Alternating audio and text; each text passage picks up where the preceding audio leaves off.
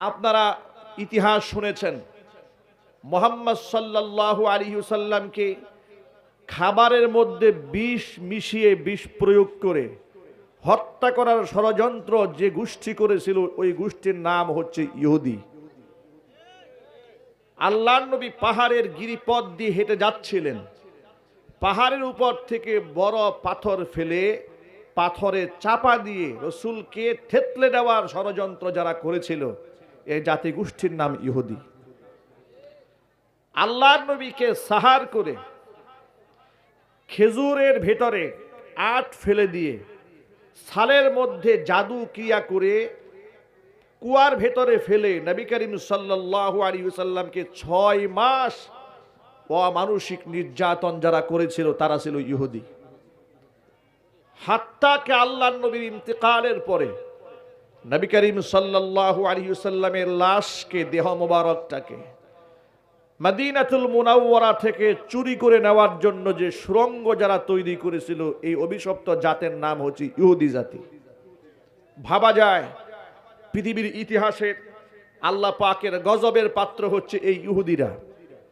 প্রশ্ন হলো এরা কারা? এই প্রশ্নের জবাব হচ্ছে, প্রথমত ইহুদিরা আল্লাহ পাকের গজবের পাত্র ছিল না। নবী করিম সাল্লাল্লাহু আলাইহি ওয়াসাল্লামের সময়ে এদের যে রূপরেখা তৈরি হয়েছে বা বর্তমান বিশ্বে ইহুদিদের যে পরিচিতি আছে, বনি ইসরাইল হিসেবে সবাই তাদেরকে চিনে।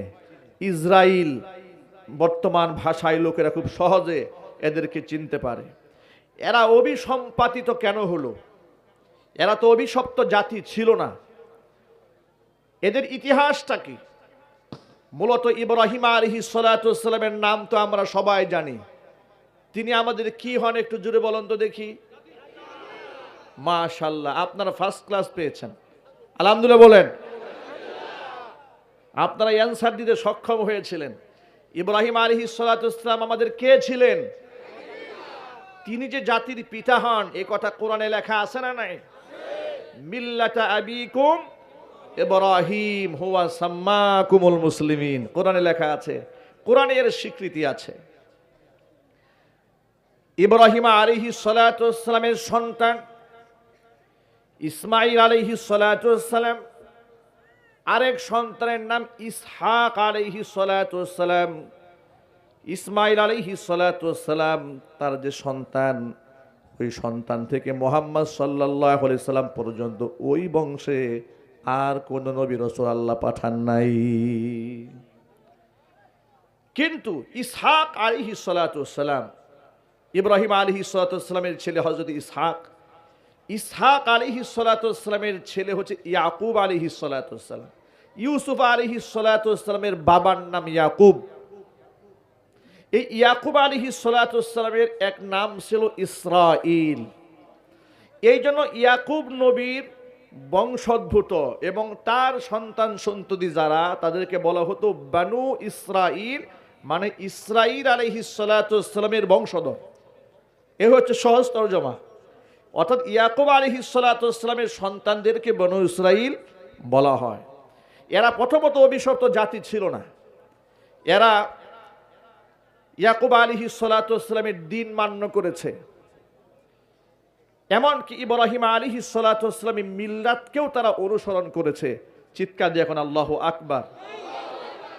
আপনারা মনে মনে ভাববেন যে হুজুর সারা জীবন শুনলাম ইহুদিরা অভিশপ্ত জাতি, কিন্তু আপনি যে বললেন যে এরা একসময় আল্লাহ পাকের বাধ্যগত বান্দা ছিল, তার প্রমাণটা কি? তার প্রমাণ কোরআনেই লেখা আছে। আল্লাহ সুবহানাহু ওয়া তাআলা বলছেন, ওয়াসাা বিহা ইব্রাহিম বানিহি ওয়া ইয়াকুব।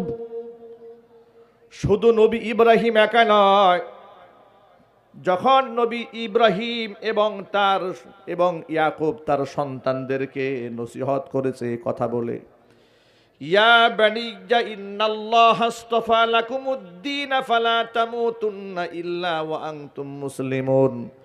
ও আমার বৎস, আমার সন্তান, আল্লাহ পাক তোমাদের জন্য একটা দিন নির্ধারণ করে দিয়েছেন, ওই দিনের নাম হচ্ছে ইসলাম। সুতরাং তোমরা কেউ মুসলমান না হয়ে মৃত্যুবরণ করো না। আল্লাহু আকবার বলেন। এবার কোরআন থেকে আর একটা আয়াত লক্ষ্য করেন। তাহলে এখান থেকে একটা নসিহত পাওয়া গেল, বাবা শুধু হলেই চলবে না, বাবা হওয়ার পরে সন্তানের লেখাপড়া করা, সুচিকিৎসা দেওয়া, সুশিক্ষায় শিক্ষিত করা বাবার যেমন দায়িত্ব হয়ে পড়ে সন্তানের জন্য, সন্তানের উপর অনুরূপভাবে ওই সন্তান যেন জাহান্নামী না হয়ে জান্নাতি হয়, এই ব্যাপারে সন্তানদেরকে তরবিয়ত দেওয়ার দায়িত্ব আল্লাহ পিতার কাঁধে চাপিয়ে দিয়েছেন। ঠিক কিনা? তাহলে এই আয়াত আমাদেরকে শিক্ষা দিয়েছে আমাদের সন্তানদের উপর। আমরা যারা বাবা আছি, এখানে বাবা আছেন কারা কারা? হাত দেখি তো আমি। মাশাআল্লাহ, বাবারা পুরো ময়দান ভরে গিয়েছে। আল্লাহু আকবার। আমরা যারা বাবা আছি, আমরা বাবা, আমাদের দায়িত্ব আছে না? কথা বলে না। আপনারা কি কষ্ট পাচ্ছেন? আমার কথা বুঝতে কষ্ট হচ্ছে? ভাই, আমি কিন্তু ওই যে গতানুগতিক যে ওয়াজ, এক পাশ থেকে সুর টানতে টানতে দেয়ালে ঠেকায় ফেলতেছে, কিন্তু বক্তাও বুঝতেছে না কি বলে, শ্রোতাও বুঝে না কি বলে।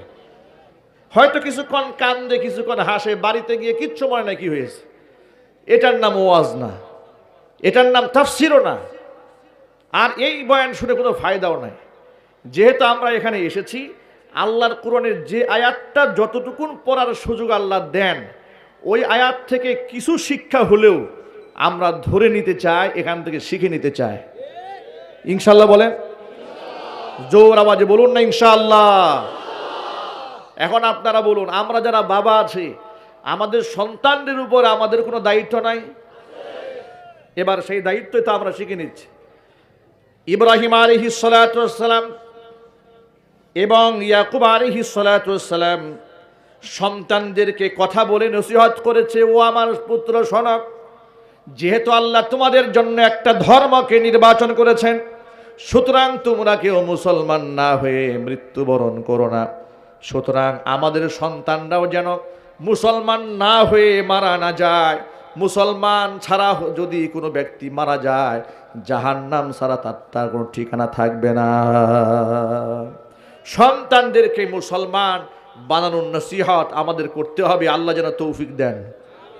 এবার আল্লাহ পাক পরে আয়াতে বলছেন, আম কুনতুম শুহাদা ইয হাদারা ইয়াকুবাল মাউত। ইয়াকুব আলাইহিস সালাতু ওয়াস সালামের কাছে যখন মৃত্যু এসে হাজির হলো, আম কুনতুম শুহাদা, তোমরা কি তখন উপস্থিত ছিলে নাকি? উপস্থিত ছিলে না। তোমরা শোনো, ইয়াকুব আলাইহিস সালাতু ওয়াস সালামের কাছে, অর্থাৎ যার নাম ইসরাইল, তার কাছে যখন মৃত্যু এসেছিল, তখন তিনি তার সন্তানদের কাছ থেকে, বনু ইসরাইলদের কাছ থেকে কি স্বীকৃতি নিয়েছিলেন কোরআনে কারীম আল্লাহ লিখে দিয়েছেন। আল্লাহ বললেন, ইয ক্বালা লিবানিহি মা তা'বুদুনা মিন বাদি। সন্তানদেরকে বলেন, ও আমার সন্তানেরা, তোমরা আমার কাছে স্বীকারোক্তি পেশ করো, আমার ইন্তিকালের পরে তোমরা কার ইবাদত করবে? ক্বালু না'বুদু ইলাহাকা ওয়া ইলাহা আবাইকা ইব্রাহিমা ওয়া ইসমাঈলা ওয়া ইসহাক ইলাহা ওয়াহিদা ওয়া নাহনু লাহু মুসলিমুন। সন্তানেরা পিতা ইয়াকুব আলাইহিস সালাতু ওয়াস সালামের কাছে এই কথা বলে স্বীকৃতি দিয়েছিল, আপনার ইন্তিকালের পরে আমরা আপনার ইলাহ এবং আমাদের পূর্বপুরুষ ইব্রাহিম আলাইহিস সালাতু ওয়াস সালাম এবং ইসহাক আলাইহিস সালাতু ওয়াস সালাম, তার রব যিনি, তিনি হচ্ছেন এক আল্লাহ, ওই এক আল্লাহর দাসত্ব আমরা করব। ওয়া নাহনু লাহু মুসলিমুন, এবং তার হুকুমের সামনে আমরা সকলেই আমরা নিজেদেরকে হাসি মুখে সমর্পণ করে দেব।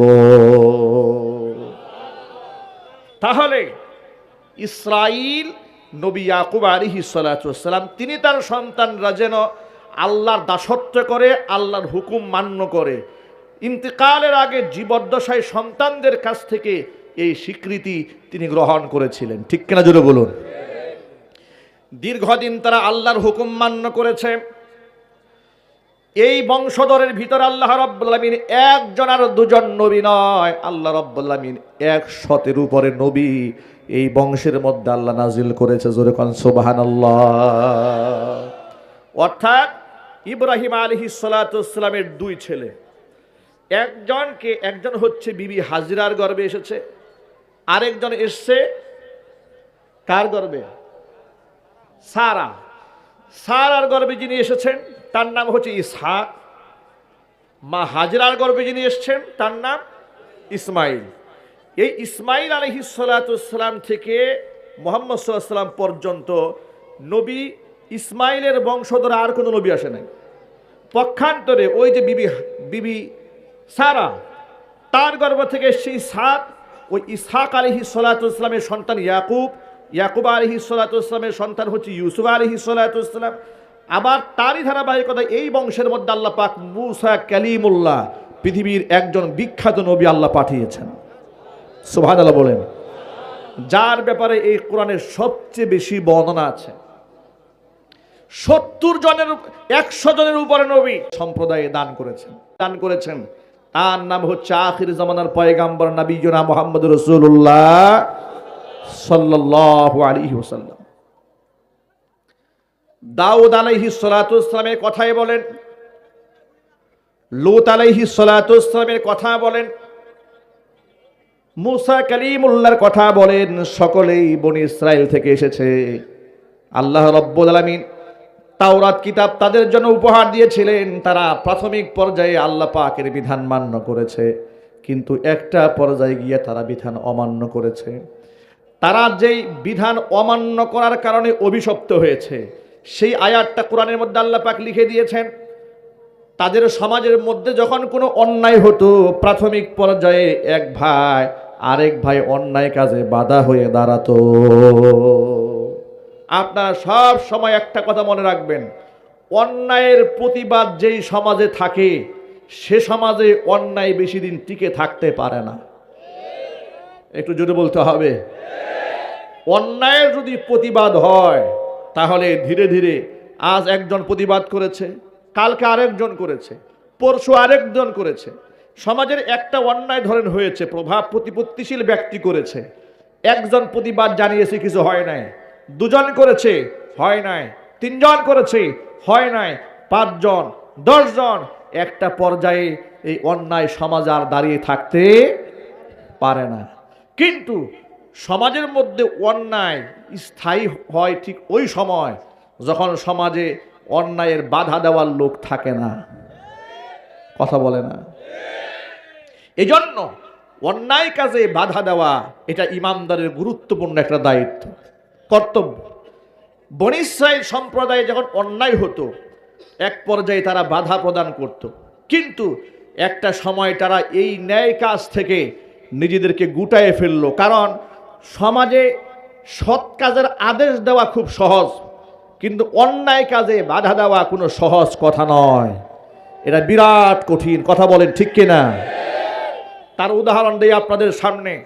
সমাজের মধ্যে যে আলেম নামাজের কথা বলে ভালো হুজুর, রোজার কথা বলে ভালো হুজুর, হজের কথা বলে আধ্যাত্মিক হুজুর, পীর মুরিদের কথা বলে আরো আধ্যাত্মিক হুজুর, কিন্তু রডের পরিবর্তে বাঁশ দেওয়া যাবে না, রাজনীতির হুজুর।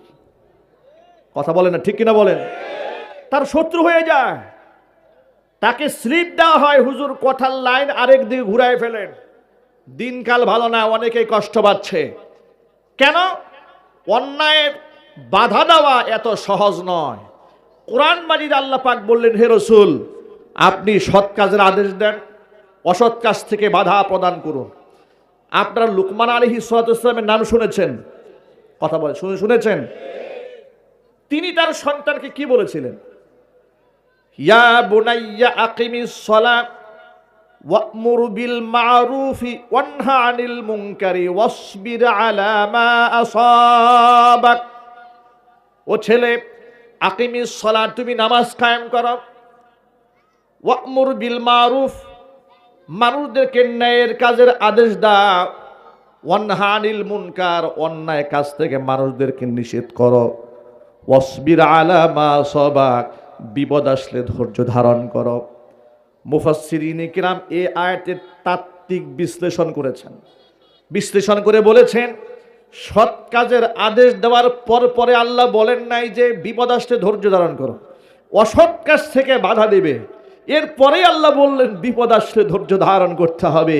এর মানে এ কথার মধ্যে ইঙ্গিত আছে সৎ কাজের আদেশ দিলে বিপদ কিয়ামত পর্যন্ত আসবে না, অসৎ কাজ থেকে বাধা দিলেই বিপদ আছে না নাই? যেমন আমাদের দেশে রাস্তাঘাটে বিভিন্ন জায়গায় মূর্তি ভাস্কর্যের নামে বসানো হচ্ছিল। ঢাকা শহরে ভাস্কর্যের নামে বিরাট এক মূর্তি দাঁড় করাবার যখন প্রচেষ্টা চালানো হয়েছিল, বাংলাদেশের লাখো কোটি মুমিন মুসলমানের হৃদয়ের স্পন্দন আল্লামা মামুনুল হক হাফিজাহুল্লাহ মূর্তির বিরুদ্ধে গর্জে উঠেছিলেন।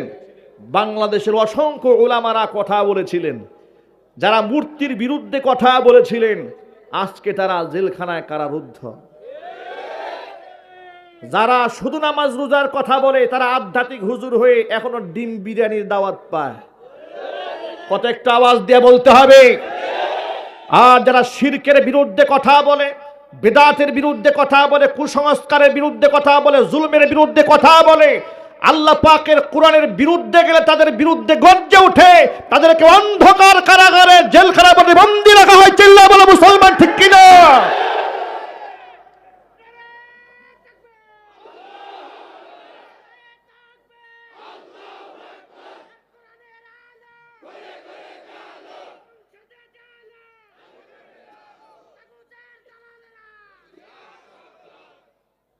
এই যে আপনারা এখানে দেখেন, এই ভদ্র যখন বললেন আল কোরআনের আলো ঘরে ঘরে জালো, আপনারা গর্জন দিলেন।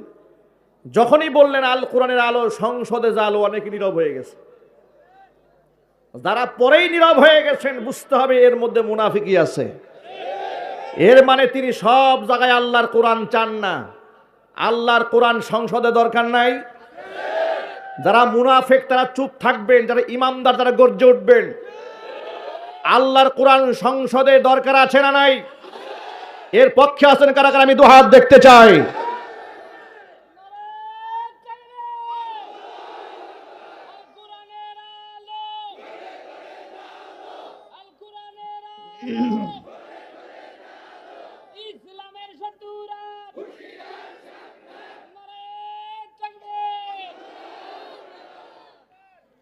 আমার যুবকেরা, তাহলে মূলনীতি তো ইতোমধ্যে আপনারা বুঝে ফেলেছেন।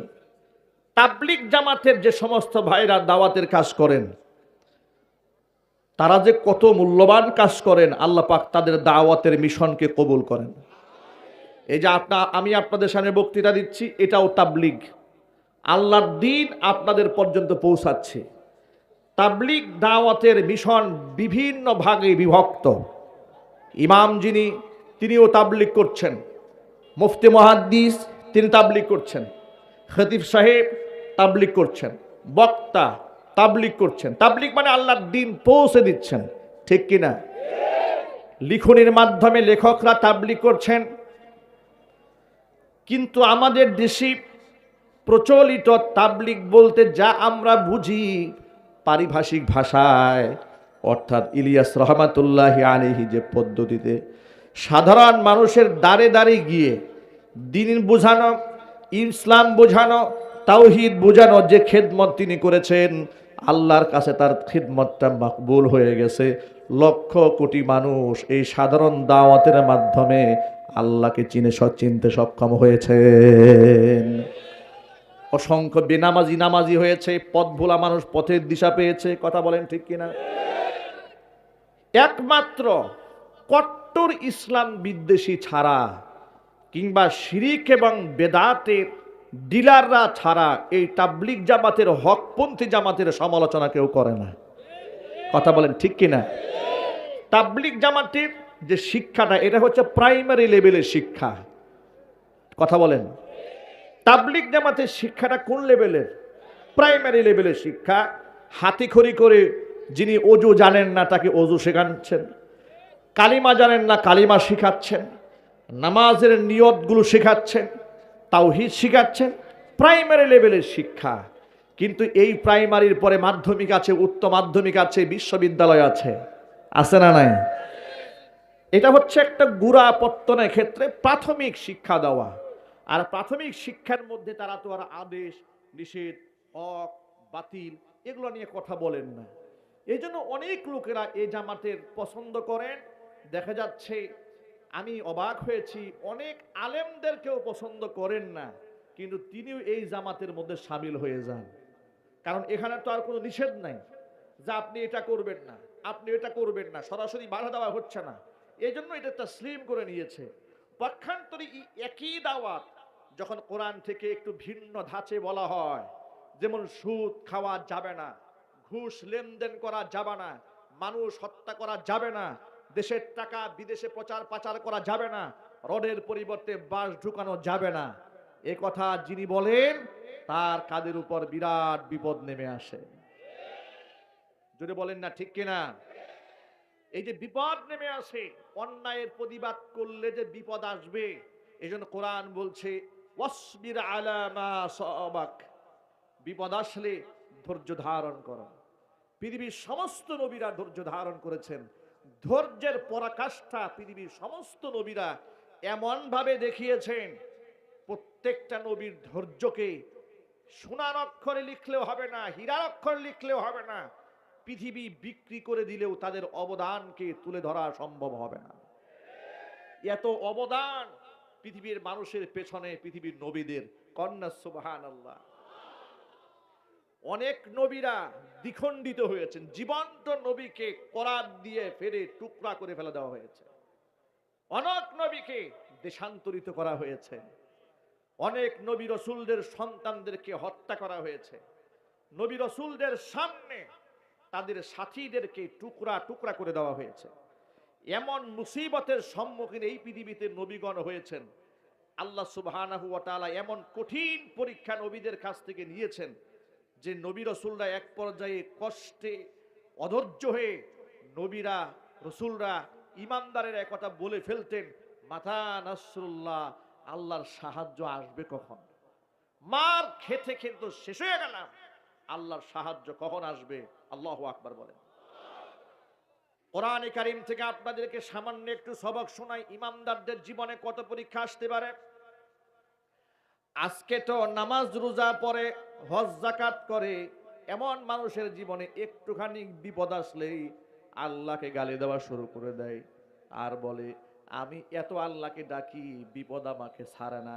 আর এই যে কসিমউদ্দিন সারা বছর সুদের ব্যবসা করে, কথা বলেন, এর কোনো মুসিবত নাই, আল্লাহকে ওরে চোখে দেখে না, এরকম কথা বলে। এরকম লোক সমাজে আছে না নাই? আরে বাবা, আমাদেরকে কত লোকেরা বলে, আচ্ছা হুজুর এত আল্লাহ বিল্লাহ করি, আল্লাহ তো ডাক শুনে না, বিপদেই ছাড়ে না, এরকম লোক নাই? আপনাদেরকে একটা কথা শোনায়, দেখেন কোরআন কি বলে।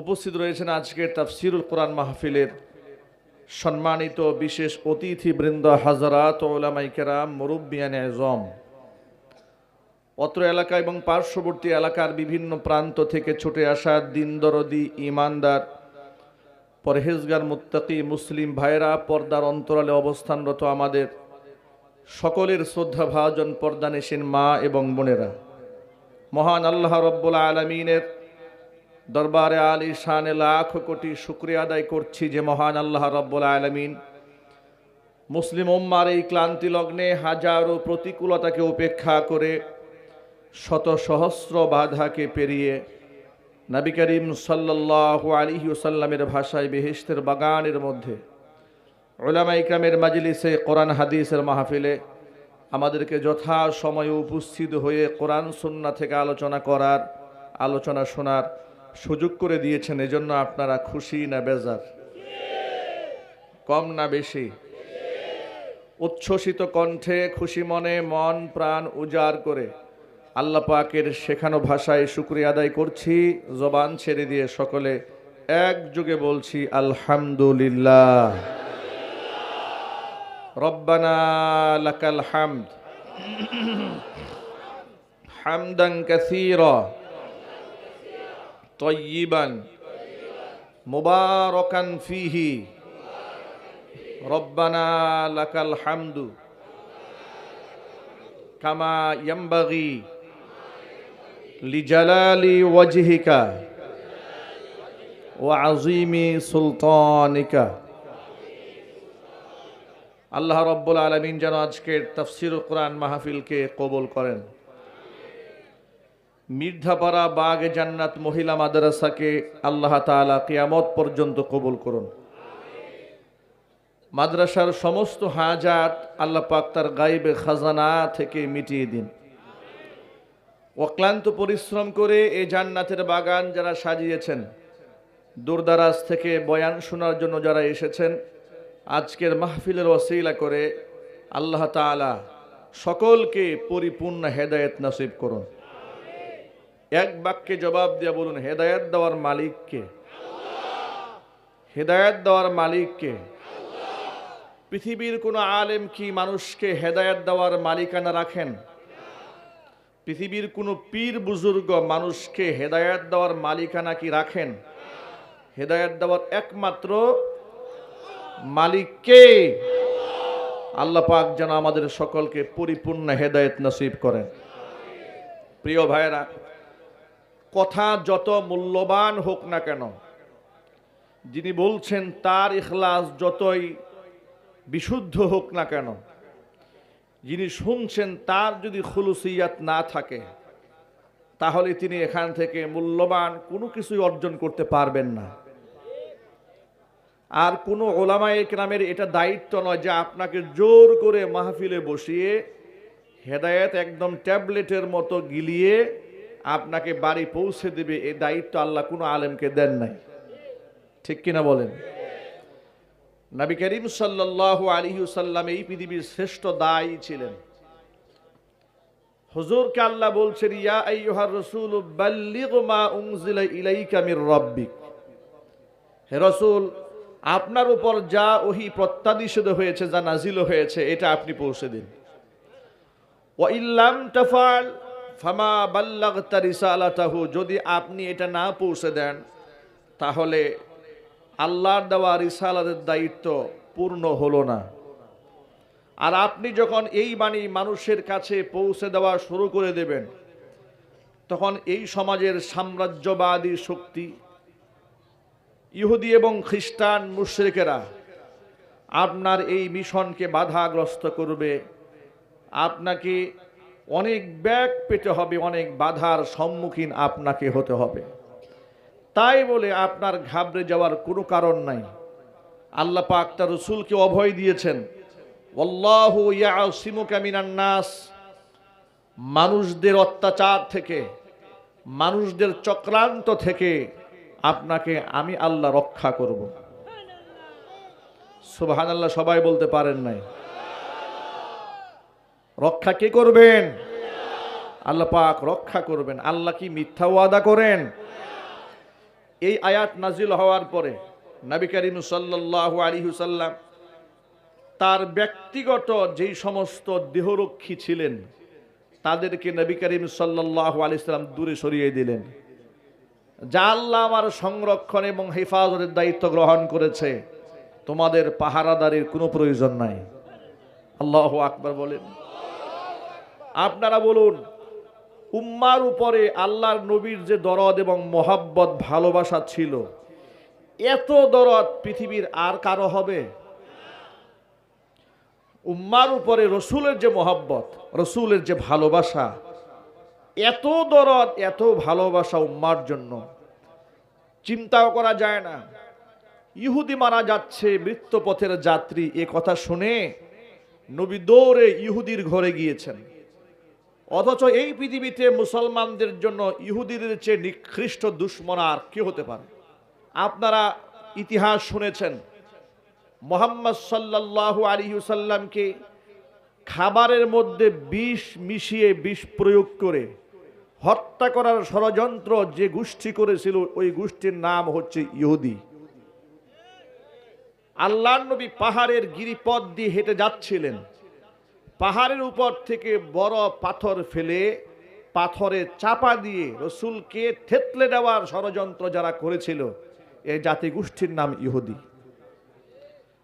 আল্লাহর নবীকে সাহার করে খেজুরের ভেতরে আট ফেলে দিয়ে সালের মধ্যে জাদু ক্রিয়া করে কুয়ার ভেতরে ফেলে নবী করিম সাল্লাল্লাহু আলাইহি ওয়াসাল্লামকে 6 মাস অমানসিক নির্যাতন যারা করেছিল তারা ছিল ইহুদি। হাত্তাকে আল্লাহর নবীর ইন্তেকালের পরে নবী করিম সাল্লাল্লাহু আলাইহি ওয়াসাল্লামের লাশকে, দেহ মোবারকটাকে মদিনাতুল মুনাওয়ারা থেকে চুরি করে নেওয়ার জন্য যে সুড়ঙ্গ যারা তৈরি করেছিল, এই অভিশপ্ত জাতের নাম হচ্ছে ইহুদি জাতি। ভাবা যায় পৃথিবীর ইতিহাসে আল্লাহ পাকের গজবের পাত্র হচ্ছে এই ইহুদিরা।